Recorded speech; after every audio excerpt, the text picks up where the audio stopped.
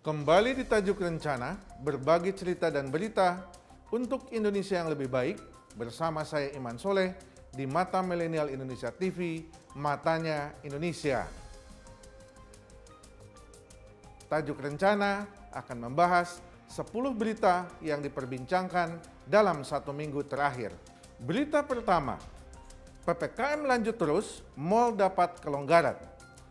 Pemerintah kembali melanjutkan pemberlakuan pembatasan kegiatan masyarakat atau PPKM level 2 hingga 4 di Jawa dan Bali untuk menekan penyebaran virus COVID-19 yang diumumkan pada Senin 6 September 2021 lalu. Kebijakan PPKM level 2 dan 4 di Jawa dan Bali diperpanjang hingga tanggal 13 September 2021. Keputusan tersebut diumumkan oleh Menteri Koordinator Bidang Kemaritiman dan Investasi Luhut Binsar Panjaitan pada Senin 6 September 2021 malam. Seiring dengan kondisi situasi COVID-19 yang makin baik, serta implementasi protokol kesehatan dan penggunaan aplikasi Peduli Lindungi yang terus berjalan, maka pemerintah memberlakukan kebijakan terkait penyesuaian aktivitas masyarakat yang bisa dilakukan dalam periode 7 hingga 13 September 2021 ini. Dengan demikian, akan ada penyesuaian sejumlah kebijakan seperti perubahan pada aturan pemakaian tempat ibadah, restoran, dan mal atau pusat pembelanjaan. Penyesuaian waktu makan atau dine-in di dalam mal jadi 60 menit yang tadinya hanya 20 menit. Dengan kapasitas 50%. Kemudian akan ada uji coba pembukaan 20 tempat wisata di kota dengan status level 3 dengan pengawasan protokol kesehatan yang ketat serta optimalisasi pemakaian aplikasi Peduli Lindungi. Tampaknya pemerintah akan terus memperpanjang status PPKM level 2 hingga 4 hingga beberapa waktu mendatang dengan target menurunkan angka kasus COVID-19 secara signifikan. Sementara itu, Presiden Joko Widodo meminta ada evaluasi daerah yang mengalami tren peningkatan dan penurunan kasus COVID-19. Presiden Joko Widodo berharap daerah yang mengalami penurunan bisa menekan kasus aktif. Presiden meminta semua pihak terus konsisten dalam pengendalian COVID-19 ini. Presiden menargetkan kasus aktif di bawah 100.000 pada akhir September tahun 2021. Presiden Joko Widodo selanjutnya memberikan arahan khusus kepada Menteri Perhubungan Budi Karya. Dia mewanti-wanti varian baru yang bernama Mu. Jangan sampai varian baru itu masuk dan merusak capaian yang telah didapat saat ini. Pemerintah terus mengimbau warga agar menaati protokol kesehatan pencegahan COVID-19, yakni mengenakan masker, mencuci tangan, menggunakan sabun dengan air yang mengalir, serta menjaga jarak. Berita kedua, 225,4 juta dosis vaksin masuk Indonesia, Jokowi pasang target besar di tahun 2021.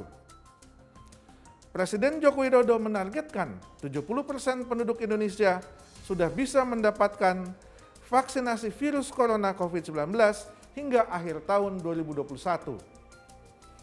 Supaya target tercapai, Presiden Joko Widodo juga berharap target serupa juga bisa direalisasikan oleh setiap daerah atau provinsi di Indonesia. Sementara itu, Kementerian Kesehatan mengungkapkan bahwa saat ini laju pelaksanaan vaksinasi COVID-19 di Indonesia telah mencapai 100 juta penyuntikan. Capaian ini tidak terlepas dari dukungan dan bantuan dari berbagai pihak seperti TNI, Polri, Pemda, dan organisasi masyarakat serta organisasi sosial, organisasi keagamaan, pelaku usaha, serta masyarakat secara keseluruhan. Sampai saat ini, pemerintah terus menggenjot cakupan vaksinasi nasional COVID-19 untuk mempercepat tercapainya kekebalan kelompok. Adapun strategi yang dilakukan adalah dengan memastikan ketersediaan stok vaksin COVID-19 di seluruh pelosok Indonesia serta meningkatkan target penyuntikan harian. Sementara itu, Kementerian Kesehatan menjabarkan sejak pelaksanaan vaksinasi hingga saat ini, total vaksin COVID-19 yang telah didistribusikan ke daerah sebanyak 140 juta vaksin. Pada bulan Agustus, rata-rata vaksin yang dikirimkan sebanyak 8 hingga 15 juta dosis vaksin, sekitar 15,2 juta didistribusikan pada minggu keempat bulan Agustus ini dan 20,3 juta minggu kelima Agustus hingga pada bulan September.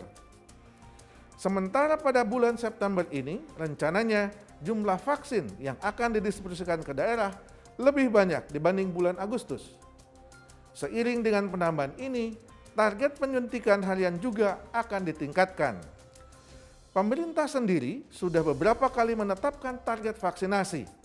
Awalnya, pemerintah menargetkan 1 juta dosis vaksin sehari di Juli 2021 dan belum terrealisasi hingga sepenuhnya. Sementara pada Agustus, target dinaikkan 2 juta dosis vaksin per hari dan belum juga terrealisasi sepenuhnya. Apabila menilik data harian Satgas COVID-19 pada tanggal 1 hingga 10 Agustus, jumlah kumulatif vaksinasi hanya mencapai 8.331.794 dosis. Kemudian pada periode 11 hingga 20 Agustus bertambah menjadi 11.164.061 dosis dan pada periode 21 hingga 31 Agustus menurun menjadi 11.709.370 dosis suntikan vaksin COVID-19. Secara keseluruhan, Kementerian Kesehatan hingga Rabu tanggal 1 September 2021 pukul 21 mencatat sebanyak 64.229.890 orang telah menerima suntikan dosis pertama vaksin virus corona. Sementara baru 36.454.433 orang telah rampung menerima 2 dosis suntikan vaksin COVID-19 di Indonesia. Berita ketiga, isu reshuffle kabinet berhembus, Mensesnek Pratikno jadi sorotan. Setelah Partai Amanat Nasional atau PAN masuk dalam jajaran partai koalisi pendukung pemerintah, maka santer beredar kabar akan terjadi reshuffle kabinet dan PAN akan mendapat jatah menteri dalam jajaran kabinet Presiden Joko Widodo. Sementara itu, juru bicara kepresidenan Fajrul Rahman menegaskan tidak ada pembahasan soal jatah menteri maupun reshuffle kabinet. Fajrul mengatakan pertemuan dengan pimpinan partai politik koalisi hanya membahas soal penanganan COVID-19 di Indonesia. Selain itu, pertemuan tersebut juga membahas tentang perkembangan ekonomi nasional pada kuartal 2 tahun 2021 yang tumbuh 7,7%. Selanjutnya, pembahasan soal kelanjutan pemindahan ibu kota negara baru. Isu reshuffle kabinet semakin santer setelah pimpinan salah satu kelompok relawan pendukung Jokowi mengungkapkan Presiden Joko Widodo akan melakukan reshuffle kabinet untuk merespon bergabungnya PAN dalam kelompok partai koalisi. Kabar yang beredar, kocok ulang akan menyasar sektor pertahanan dan keamanan. Hal ini dipicu dengan masa pensiun Panglima Tentara Nasional Indonesia Marsikal Hadi Cahyanto pada bulan November mendatang. Namun Hadi dikabarkan akan diganti pada Agustus atau September untuk memberi jalan Kepala Staf Angkatan Darat Jenderal Andika Perkasa menjadi Panglima TNI. Mantan Kepala Staf Angkatan Udara itu disebut-sebut bakal menjadi Kepala Staf Presiden menggantikan Muldoko. Skenario lainnya, Presiden Joko Widodo akan menempatkan Andika Perkasa sebagai Kepala Badan Intelijen Negara atau BIN, sedangkan Budi Gunawan akan diplot menduduki kursi salah satu menteri koordinator. Reshuffle kabinet juga akan menyasar kursi menteri lain pada akhir Agustus ini atau mundur ke bulan Oktober. Selain melakukan pertemuan antar pimpinan partai politik, belakangan Presiden Joko Widodo memang menggelar agenda bersama 2 ketua umum partai pemerintah. Pertemuan Joko Widodo dengan Megawati Soekarno Putri terjadi pada Rabu 18 Agustus 2021 lalu yang bersamaan dengan pertemuan Purna Paskibraka Indonesia. Sedangkan Megawati di hari yang sama juga menegaskan dukungannya kepada Presiden Joko Widodo dari segala macam hinaan yang diterima saat beliau memimpin. Sementara pertemuan lainnya adalah dengan Menteri Pertahanan Prabowo yang juga Ketua Umum Partai Gerindra dalam kunjungan resmi Presiden ke lokasi calon ibu kota negara baru di Kalimantan Timur. Dalam pertemuan tersebut, Prabowo sempat melontarkan secara langsung dukungannya terhadap langkah mantan wali kota Solo itu untuk memindahkan ibu kota negara. Mantan Danjen Kopassus itu mengatakan permintaan ibu kota negara baru merupakan keputusan strategis dan perlu keberanian. Berita keempat, Taliban umumkan pemerintahan baru. Sejak pemerintah Amerika Serikat memutuskan untuk menarik pasukannya dari Afghanistan, maka kepanikan dirasakan sebagian besar warga Afghanistan. Kepanikan disebabkan oleh kekhawatiran atas peralihan kekuasaan dari Presiden Ashraf Ghani kepada kelompok Taliban. Kekhawatiran sebagian besar warga Afghanistan akan berkuasanya kelompok Taliban dalam pemerintahan negara memunculkan eksodus besar-besaran warga Afghanistan menuju negara-negara tetangga, bahkan menuju Amerika Serikat dan negara-negara Eropa. Sementara itu, pada tanggal 31 Agustus 2021 lalu kemarin adalah batas tenggat waktu penarikan seluruh pasukan koalisi baik militer Amerika Serikat, Inggris, Australia, Jerman, dan Italia. Batas akhir penarikan pasukan asing dari Afghanistan pada tanggal 31 Agustus 2021 adalah sekaligus menandai dimulainya pemerintahan kelompok Taliban. Taliban resmi mengumumkan struktur pemerintahan baru dengan menunjuk Mullah Hasan Akhnun, rekan pendiri gerakan itu Mullah Omar, sebagai kepala pemerintahan baru Afghanistan, dan Sirajuddin Haqqani yang organisasinya masuk dalam daftar terorisme Amerika Serikat sebagai Menteri Dalam Negeri. Haqqani adalah pendiri jaringan Haqqani yang ditetapkan sebagai organisasi teroris oleh Amerika Serikat. Dia adalah salah satu orang yang paling dicari FBI karena keterlibatannya dalam serangan bunuh diri dan hubungannya dengan Al-Qaeda. Mullah Abdul Ghani Ghaffar, Baradar, kepala kantor politik gerakan itu, ditunjuk sebagai wakil Akhund. Juru bicara utama Taliban, Zabihullah Mujahid, mengatakan pada konferensi pers di Kabul pada hari Rabu 8 September 2021 kemarin. Kepala pemerintahan baru Mullah Hasan Akhund dikenal sebagai pemimpin tertinggi Akhundzada selama 20 tahun. Ia juga sudah lama menjadi kepala badan pembuat keputusan Taliban, Rehbari Syura atau Dewan Kepemimpinan. Dia adalah Menteri Luar Negeri dan kemudian Wakil Perdana Menteri ketika Taliban terakhir berkuasa dari tahun 1996 hingga tahun 2001. Sementara itu, pemerintah Amerika Serikat menyatakan bahwa hingga saat ini belum ada keputusan untuk mengakui eksistensi pemerintahan Afghanistan di bawah kekuasaan kelompok Taliban. Taliban telah berulang kali berusaha meyakinkan warga Afghanistan dan negara-negara asing bahwa mereka tidak akan kembali kepada masa pemerintahan terakhir mereka 2 dekade lalu, yang ditandai dengan hukuman kekerasan dan pelarangan perempuan dan anak perempuan dari kehidupan publik. Berita kelima, kebakaran maut Lapas Tangerang. Lembaga Pemasyarakatan atau Lapas Kelas 1A Tangerang dikabarkan mengalami kebakaran pada hari Rabu pagi tanggal 8 September 2021 kemarin. Insiden kebakaran tersebut pada pukul 02.00 waktu Indonesia Barat, waktu setempat, dan menimpa blok C2 yang terdapat aula dan ruangan tempat para napi menginap.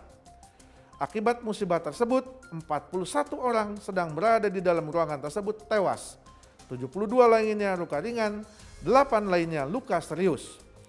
Diduga kebakaran akibat dipicu konsleting listrik yang berasal dari blok khusus kasus narkotika. Sementara itu, Direktorat Jenderal Pemasyarakatan Kemenkumham Republik Indonesia masih menyelidiki kasus ini. Saat ini pihaknya masih konsentrasi pada penanganan warga binaan dan petugas yang menjadi korban. Sementara itu, Polres Tangerang Kota masih menyelidiki peristiwa kebakaran tersebut dengan melakukan olah TKP dan mencatat kronologis peristiwa dari para saksi, baik petugas LP ataupun warga binaan yang berhasil diselamatkan. Berita ke-6, geger pesugihan congkel mata anak di Kabupaten Goa. Masyarakat Indonesia, khususnya di wilayah Goa, Sulawesi Selatan, dihebohkan dengan kasus penganiayaan terhadap anak berinisial AP yang dilakukan orang tua kandungnya dengan mencokel mata anak tersebut yang diduga sebagai bagian dari praktik pesugihan. Mirisnya, aksi itu diduga dilakukan ibu kandung berinisial H yang tega menganiaya, bahkan mengarah kepada pembunuhan pada anaknya sendiri, yaitu AP yang baru berusia 6 tahun. Selain itu, kejadian tersebut juga melibatkan ayah kandung AP, nenek, kakek, dan paman AP dengan turut serta membantu memegang AP untuk proses ritual aliran sesat yang dipelajari pihak keluarganya. Kepercayaan sebagian masyarakat kepada praktik-praktik klinik dengan melakukan ritual-ritual di luar akal sehat masih sering terjadi. Kepercayaan masyarakat akan kekuatan supranatural yang mampu merubah dan menjadi jalan pintas atas kondisi kemiskinan adalah motif utama ritual klinik pesugihan. Melihat peristiwa ini, tampaknya pemerintah dan masyarakat harus terus mewaspadai pemahaman-pemahaman sesat yang ada di masyarakat, serta terus melakukan komunikasi pembangunan dengan merubah masyarakat tradisional menjadi masyarakat modern. Berita ke-7, penyerangan brutal Koramil Kisor Maibrat. Pasukan gabungan Tentara Nasional Indonesia dengan polisi hingga Sabtu tanggal 4 September 2021 terus melakukan pengejaran terhadap kelompok teroris OPM yang diduga menyerang pos Koramil Maibrat. Pengejaran dilakukan di sejumlah wilayah yang diduga tempat persembunyian para pelaku yang menewaskan 4 personil TNI di Kampung Kisor, Distrik Afrat, Selatan, Papua Barat, Kamis tanggal 2 September 2021 yang baru lalu. Penyerangan pos Koramil Kisor terjadi pada Kamis subuh. Dikatakan sekitar 30 orang melakukan penyerangan terhadap pos persiapan TNI di wilayah tersebut. 4 anggota militer gugur dalam penyerangan tersebut. Mereka adalah Serda Ambrosius Prakadirham, Ratu Zul Ansari, dan Letu CHB Dirman. 2 personil militer lainnya mengalami luka parah atas serangan tersebut. Sementara itu, dalam pernyataan terbuka kepada media, Tentara Pembebasan Nasional Papua Barat atau TPNPB, Organisasi Papua Merdeka, mengaku bertanggung jawab atas serangan mematikan itu. Juru bicara TPNPB OPM, Sebi Sambo, mengatakan serangan pos militer di Maibrat tersebut sebagai perlawanan bersenjata terhadap pasukan TNI maupun Polri. Saat ini operasi pengejaran terhadap pelaku penyerangan terus dilakukan. 1 kompi pasukan TNI bersama 50 personel Brimopolri diterjunkan ke Kampung Kisor, Aifat Selatan untuk menambah pengamanan dan membantu pengejaran pelaku. Pengejaran dilakukan di sejumlah wilayah yang diduga menjadi tempat persembunyian pelaku. Dari identifikasi terhadap pelaku penyerangan, TNI meyakini mereka adalah kelompok separatis teroris atau KST yang dipimpin oleh Maifred Patem. Kelompok tersebut kini berstatus buronan dan masuk dalam daftar pencarian orang atau DPO. Dalam beberapa bulan terakhir, kelompok separatis teroris OPM tercatat melakukan tindakan teror baik kepada masyarakat maupun kepada anggota TNI Polri. Tindakan teror KST OPM berupa pembakaran sekolah, penembakan terhadap masyarakat sipil, TNI dan Polri, bahkan KST OPM sempat melakukan penyerangan yang mengakibatkan Kabinda Papua Brigjen I Gusti Putudani gugur dalam tugas. Berita ke-8, perundungan dan pelecehan seksual pegawai KPI. Pelecehan seksual dan perundungan diduga terjadi di Komisi Penyiaran Indonesia. Korban telah mengadu sejak tahun 2011, namun belum ada penyelesaian. Pelecehan seksual dan perundungan diduga terjadi di Komisi Penyiaran Indonesia atau KPI. Korban berinisial MS mengaku sudah mengalami perundungan sejak tahun 2011 lalu. Sejak bergabung dengan KPI, ia menjelaskan perundungan yang dialaminya dilakukan oleh beberapa seniornya. Puncaknya, pada tahun 2015, MS juga mengalami kekerasan seksual. Insiden ini membuat dia trauma. Ia sudah sempat mengadu ke Komnas HAM, namun ia hanya dianjurkan melaporkan kasusnya ke kepolisian. Cerita tentang adanya kasus dugaan pelecehan seksual yang dialami oleh pegawai kontrak Komisi Penyiaran Indonesia baru-baru ini viral di media sosial Twitter. Wakil Ketua KPI Pusat Hadi Purnomo mengatakan pihaknya mengaku prihatin terhadap adanya dugaan pelecehan seksual di lingkungan KPI tersebut. KPI imbuhnya mendukung aparat penegak hukum untuk menindaklanjuti kasus tersebut sesuai dengan ketentuan yang berlaku. Dan jika pelaku terbukti bersalah, maka mereka akan ditindak tegas. Saat disinggung terkait korban perundungan, pihaknya menjamin akan memberikan perlindungan, pendampingan hukum, dan pemulihan secara psikologis terhadap korban. Terkait dengan jumlah pelaku dan siapa saja pelakunya, pihaknya belum bisa membeberkan lebih jauh lantaran masih dalam tahap investigasi. Sejauh ini pihaknya masih meminta keterangan termasuk dari Sekretariat KPI. Diberitakan sebelumnya, MS yang telah bekerja sebagai pegawai kontrak KPI sejak 2011 mengaku kerap menerima tindakan perundungan, perbudakan, hingga pelecehan seksual oleh rekan-rekan sekantornya. Berita ke-9, strategi mengubah pandemi menjadi endemi. Setelah memasuki tahun kedua masa pandemi global COVID-19 dengan segala bentuk serangan virus COVID-19 hingga bermutasi dalam bentuk varian-varian lain dan kondisi masyarakat yang sudah memasuki tahapan adaptasi kebiasaan baru, Indonesia tampaknya akan mampu merubah kondisi pandemi menjadi endemi. Juru bicara Satgas Penanganan COVID-19, Wiku Adhisa Smito, optimistis Indonesia akan mampu mengubah pandemi menjadi endemi seiring terkendalinya kasus COVID-19 secara nasional. Pandemi merupakan wabah menyebar di wilayah yang luas, sedangkan endemi merupakan penyakit yang muncul di suatu daerah atau wilayah. Dengan modal perkembangan kasus COVID-19 di dalam negeri yang semakin membaik, maka target besar Indonesia adalah mempertahankan kondisi kasus yang cukup terkendali. Terdapat beberapa hal yang dapat dilakukan, yaitu peningkatan kapasitas publik jangka panjang. Sebagai negara dengan jumlah penduduk keempat terbesar di dunia, Indonesia berperan penting dalam usaha merubah pandemi COVID-19 menjadi endemi.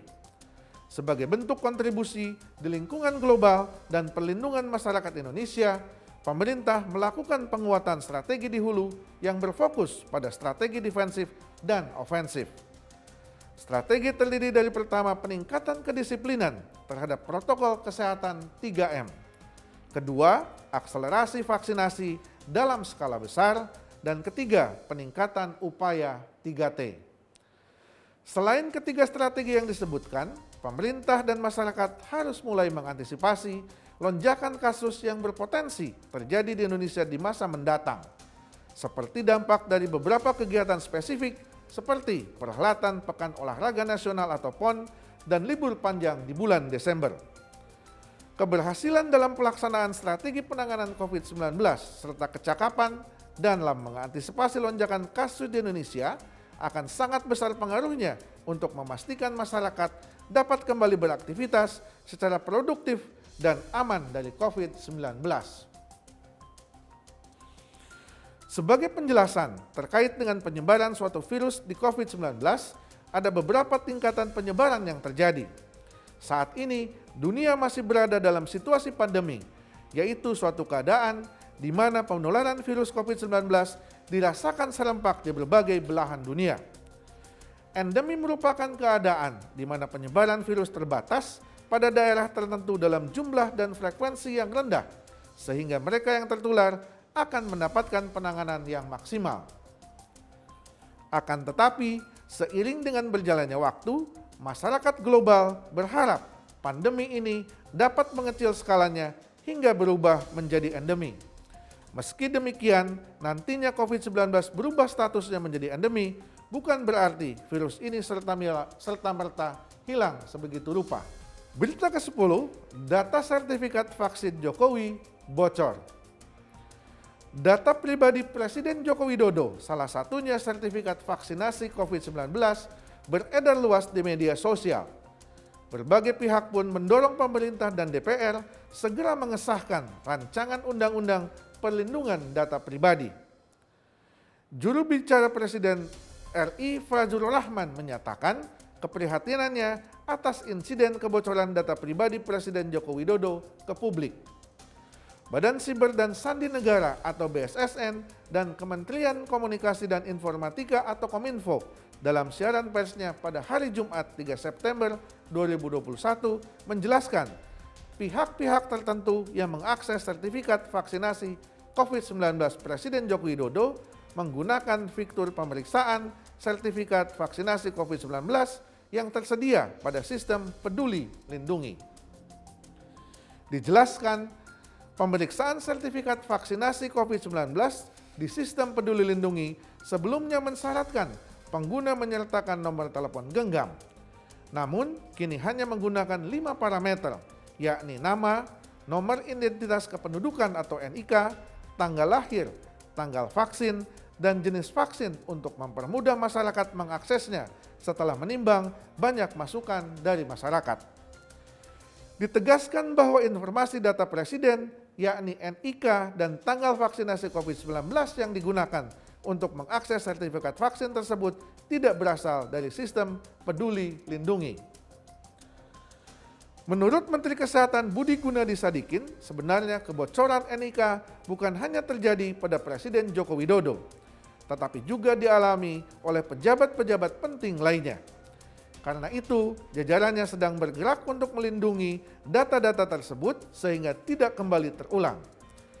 Untuk meningkatkan keamanan sistem Peduli Lindungi, pemerintah melalui Kementerian Kominfo telah melakukan migrasi sistem Peduli Lindungi ke Pusat Data Nasional pada tanggal 22 Agustus tahun 2021 lalu.